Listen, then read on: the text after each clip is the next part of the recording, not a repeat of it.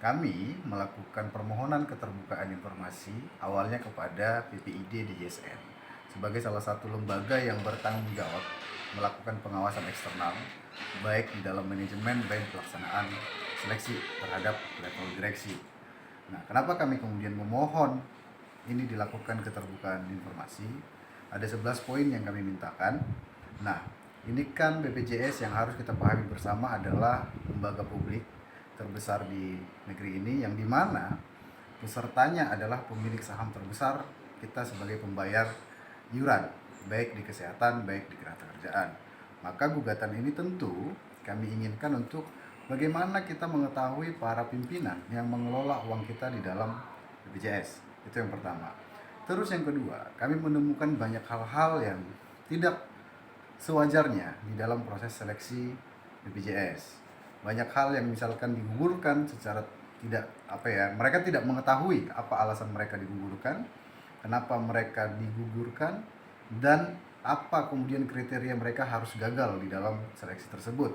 Saya berkepentingan secara pribadi, baik lembaga, baik publik, karena saya adalah peserta jaminan sosial yang tentu tadi harus mengetahui hal-hal tersebut.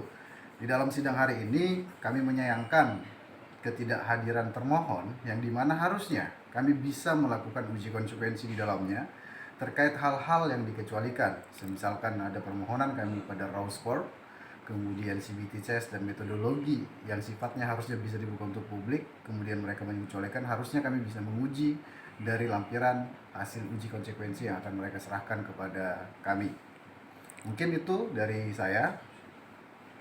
Bang, sebenarnya secara undang-undang itu keterbukaan seleksi itu dibenarkan sih, atau memang harus dari panitia, dari pansel?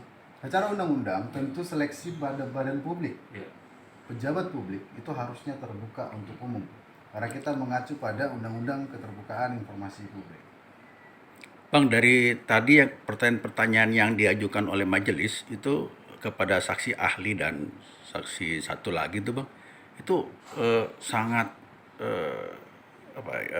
membuat jadi jaminan sosial itu tidak ada artinya, Bang. Mungkin bisa dijelaskan bagaimana sebenarnya di Bang DJS ini, Bang? Iya. DJSN ini kan sebagai sekretaris panitia seleksi. Selain sebagai sekretaris, dia adalah juga sekretariat PPID pelaksanaan dari pansel, dua-duanya.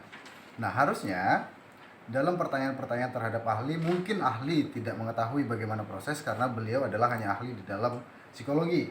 Namun saksi sudah menyampaikan bahwa beliau sebagai mantan anggota DJSN sebanyak 2 periode dan mempunyai pengalaman dan lain sebagainya, yang menyatakan bahwa keterbukaan informasi itu bisa diakses kepada publik ketika dimohonkan seharusnya. Nah, namun kan persoalan ini kan menjadi penting bagi kita sebagai masyarakat. Bagaimana sebenarnya proses seleksi ini dilaksanakan secara terbuka? Mulai dari tadi ada misalkan pengumuman yang beredar di luar dari yang tidak resmi, kemudian website yang tiba-tiba error tidak bisa diakses, kemudian orang-orang yang gugur itu tadi, mereka tidak tahu mereka kenapa gugur, apakah administrasinya jelek dan lain sebagainya, begitu kira-kira. Harapan apa kepada majelis yang menjadi persidangan ini apa?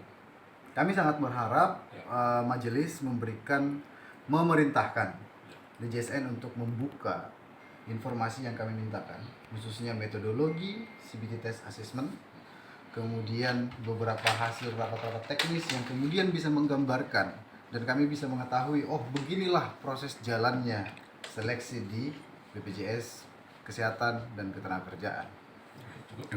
Cukup. Terima kasih, Bang, ya.